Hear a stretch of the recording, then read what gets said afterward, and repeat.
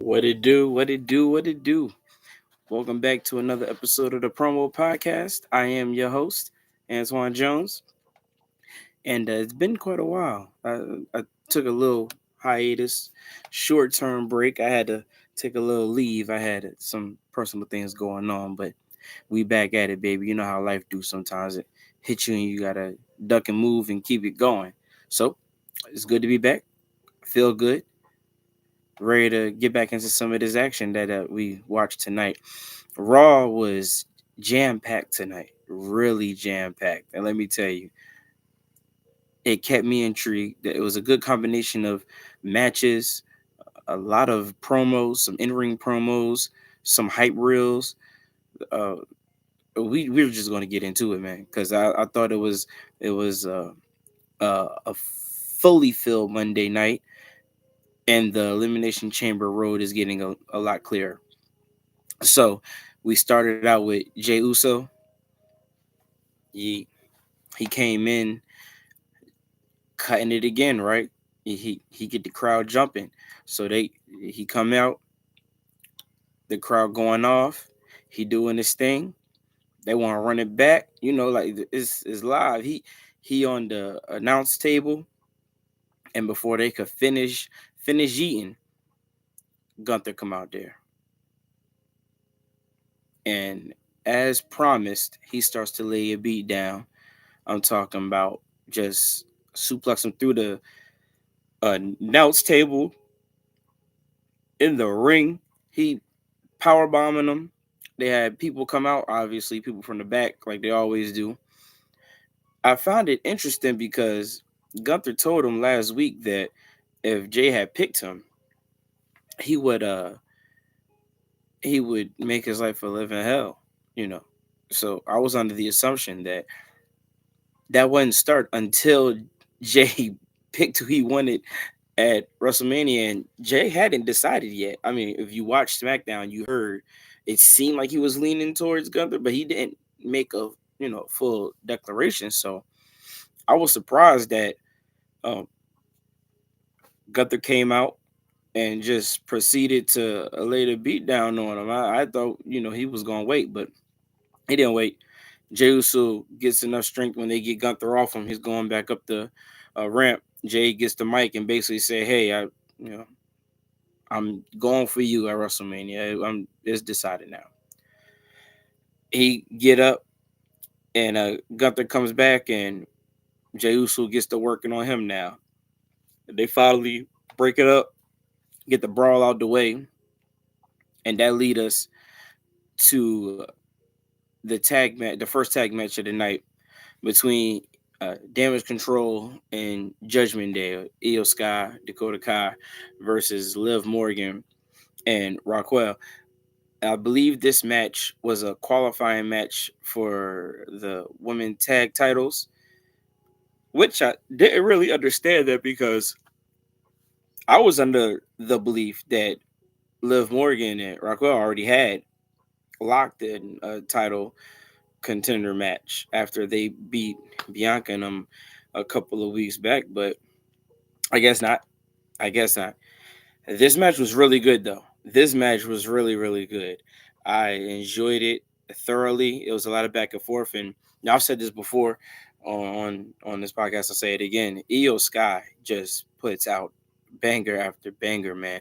When she's in the ring, you could expect it. At this point, you could expect it. Like from her, she's gonna show out.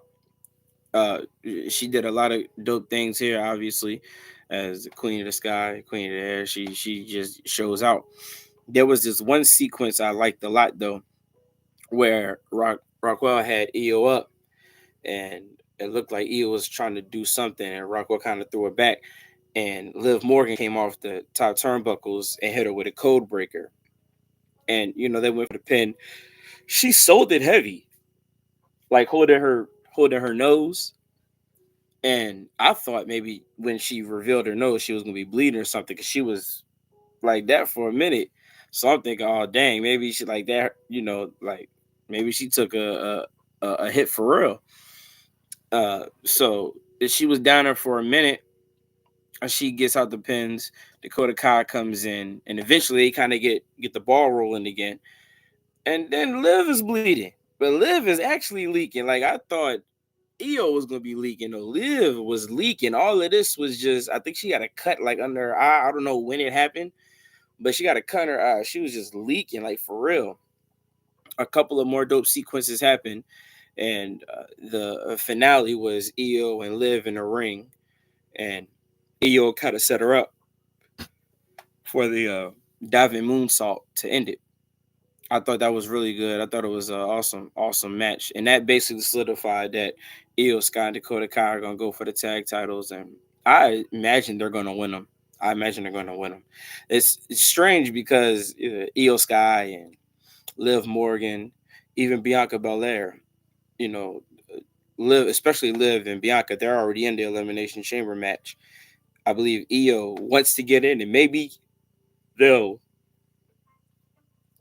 I don't know if they're gonna like find an avenue to get her in, or well, what happened tonight? Maybe it's not gonna happen now. Maybe it's not gonna happen after what happened tonight. But I thought it's strange that a lot of these women are either tag champs already or in tag title contention, and they're in the elimination chamber. So we're talking about like double duty. That's why I don't think Bianca is gonna have that tag belt when they get to WrestleMania. She'll have lost it by then, possibly to one of these girls, and I imagine it's going to be Io Sky now. That's how it looks like it's playing out. But Io Sky and Dakota get the win. They leave, and after that, we cut to a Kevin Owens and Sami Zayn kind of package. They start to show the Sami Zayn and Kevin Owens debacle, if you will, or beef. And Kevin basically saying that Sami Zayn deserved everything. He's gonna do more, obviously. So I imagine they're gonna fight. I don't know if it's going to be at Elimination Chamber or if they're going to save that for WrestleMania. But I do believe that Kevin Owens and Sami Zayn, you could book that. That's happening. Sami gonna come back and we're gonna get that match. And then oh shoot,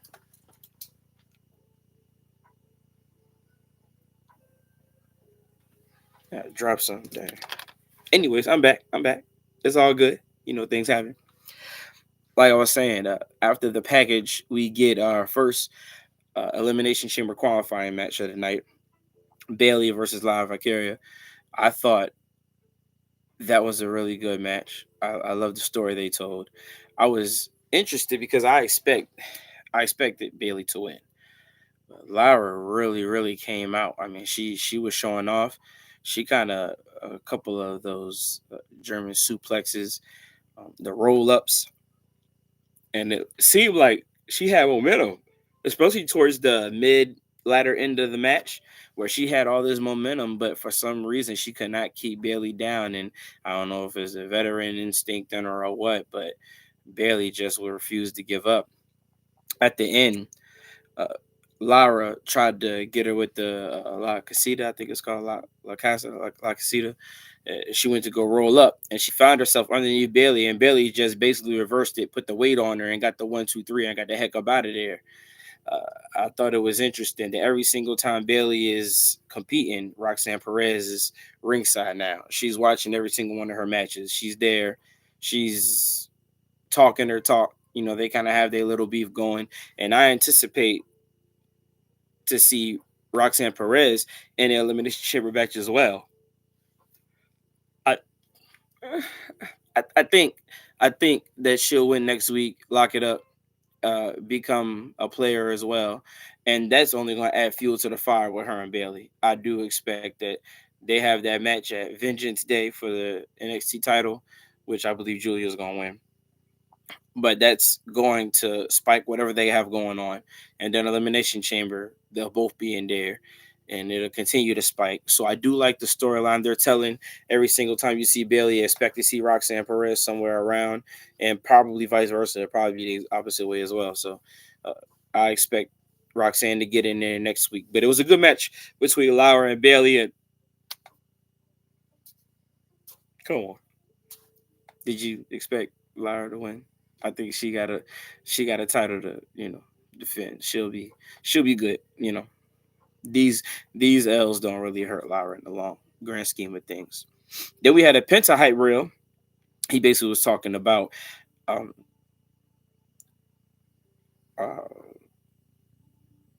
Pete Dunne and Ludwig. Yeah, Kaiser. Name was stuck in the brain. Yeah, Kaiser basically saying that he was gonna get vengeance on them coming soon. I know he has a match with Pete Dunne next week. So they panned off the hype reel and did a live interview with Ludwig. He just basically said the same rhetoric. And that caused, oh, I'm yawning, crazy tired. But that led to Pete Dunne showing up. And Pete came and they just kind of back and forth saying, basically, battle of the bums, right? Because one is saying, I'm going to get my hands on him. It's going to be over for him. Another one, like, well, I'm going to get my hands on him first. Like, both y'all done fought him and lost. I don't think it really makes a difference. But Pete Dunne, well, you stay out the way because what I'm going to do to him next week, it ain't going to be no, chance for you. And Lovely kind of hands up, like, all right, you got him. Do your thing. I, I anticipate this is just roll the bodies up for Penta one after the other. I don't know if this is going to spark anything, some kind of rivalry between them, but I expect Penta to just kind of keep the ball rolling, maybe get a little few spiked up to keep it interesting. But he doesn't need any of these. I think Penta is just going to keep knocking them down. Bring one, bring another, until he actually gets up on the card enough where he can.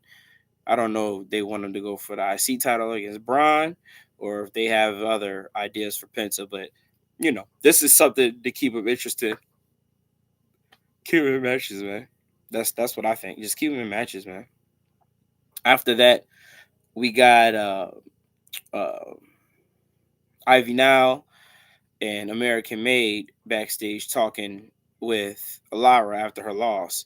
And basically they kind of teased the Ivy Now and Lara IC women's title match coming up. And she was just getting they had their interaction and they broke out because American Made had a tag match for the titles against War Raiders. Uh, that didn't happen yet though. Prior to that, AJ Styles came out. And AJ Styles came out and basically cut his own promo, basically coming back. And it sounded like he had, he wanted to really prove himself again, wanted to find an opponent. I'm assuming he had names on the list. But before he can get that far, Dominique Mysterio came out there, him and Carlito, talking that talk. They really ain't talk but so much because the crowd was booing him the whole time. And basically, this just revved up not possible, it's booked now, but basically revved up AJ Styles, kind of getting the ring rust off of him next week against Dominic Mysterio. I anticipate that's what it's going to be. It's going to be one of those matches to get the ring rust off. AJ going to make quick work of Dominic. But it was nice to see that Dominic came out there and got to talk and doing what he does, and the fans love to boo him. So get him out there and get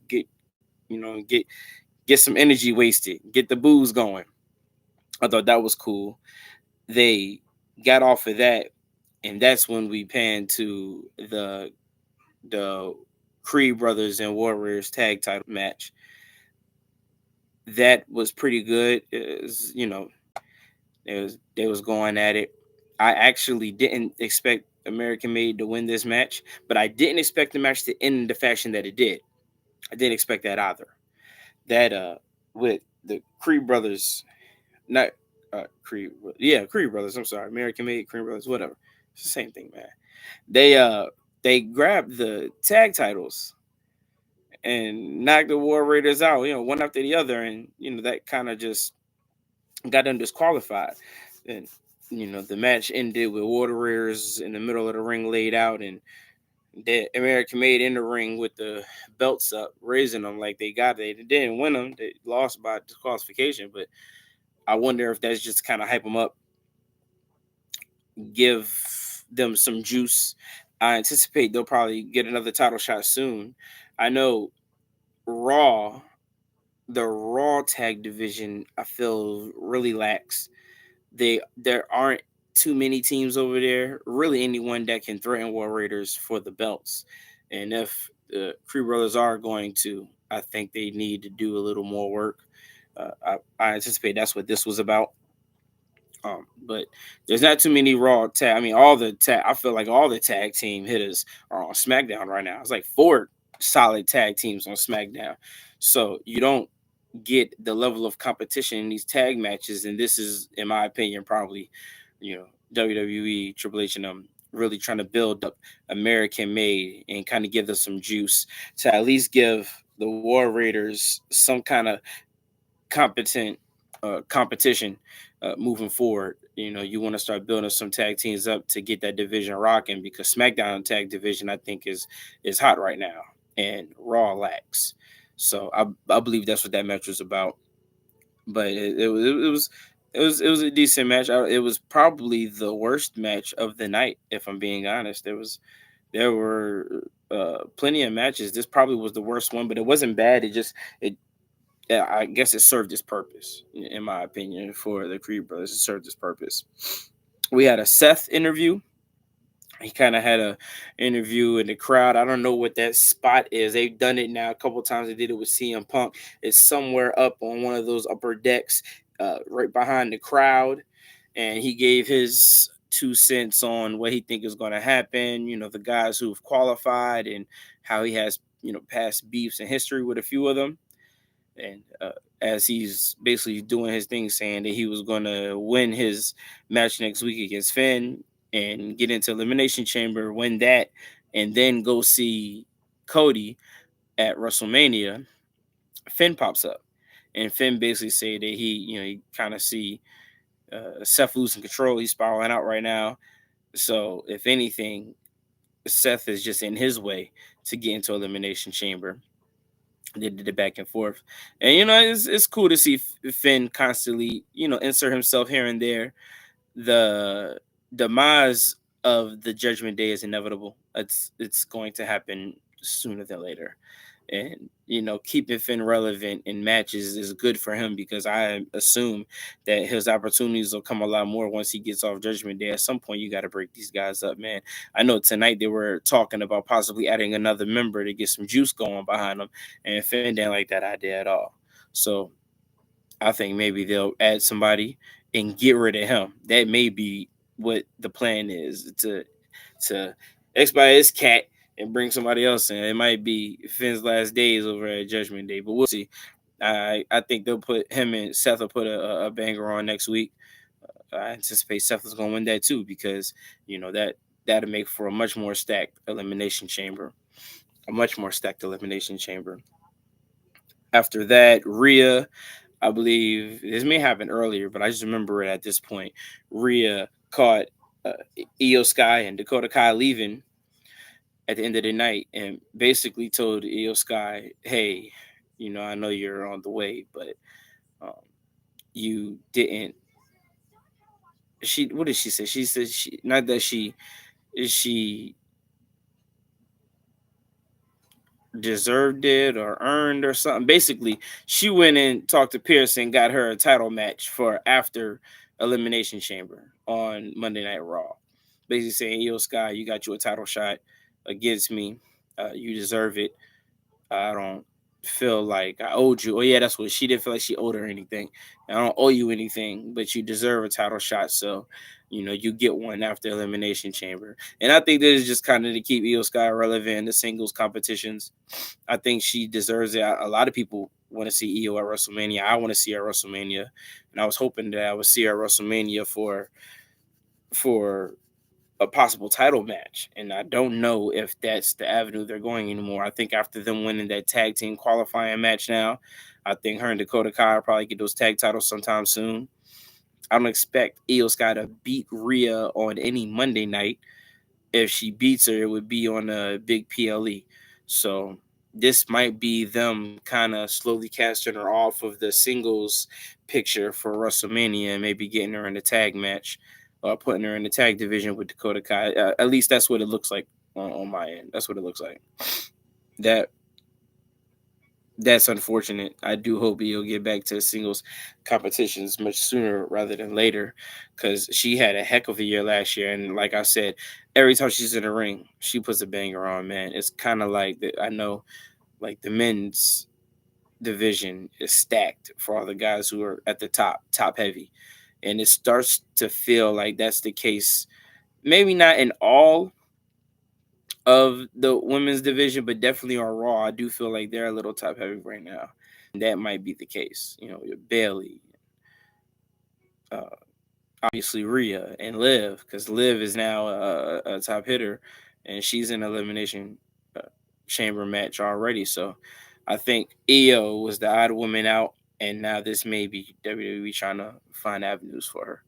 Uh, but I do hope she gets another the singles title shot soon, not including the one that she's going to get after Elimination Chamber, because I think that one is already set in stone. Doubt, already set in stone, and she been banging them out. So that's the unfortunate part. She been rocking. So after that, we finally get CM Punk coming out, and CM Punk basically cutting his own promo, saying the same things about Elimination Chamber, how he's going to cut through all that and get the job done, and then he won't be stabbing Cody Rhodes in the face or anything like that, or in the front. He's just going to roll up on him after Elimination Chamber and get that title match. Don't know. CM Punk is doing this thing now where he's making a lot of declarations this year and he's not cashing them in. And I feel like if he loses Elimination Chamber, it's going to be more of the same. Like, all right, Doc, you keep saying this and it don't happen. So what you going to do? It sounds like empty threats kind of. He's been winning. He's won a lot of single matches. He's been in play to be, I think, at WrestleMania for a main event. That's what you want from CM Punk. I don't think anybody would dispute that. It's just the top is so heavy right now, man. There's so many big hitters up there, and there's only two main event slots at WrestleMania. First night and second night. You only get the last match if they're either title shots against Cody or if the match is incredibly big.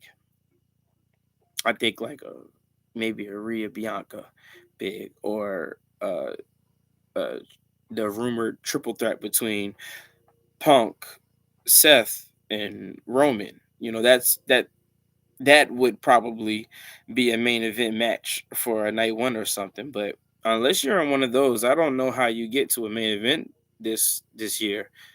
It's locked up top, man. Ain't no spaces for the dogs. Everybody can't go. That led to Logan Paul coming out and him trying to cut his own 2 cents in the middle of what CM Punk was saying, but he was echoed out with boos as well. People just they can't stand him either. So he was getting booed to the heavens, but basically saying that he was about to win his match against Rey Mysterio and get himself in the Elimination Chamber, and that's what he did. Right? Rey came out. They had their match. It was entertaining. I expected it to go a little different. I expected Logan to win, but I didn't expect him to struggle as much as he did, especially towards the latter end of the match. Ray kind of got some momentum going, started getting some things, making things happen.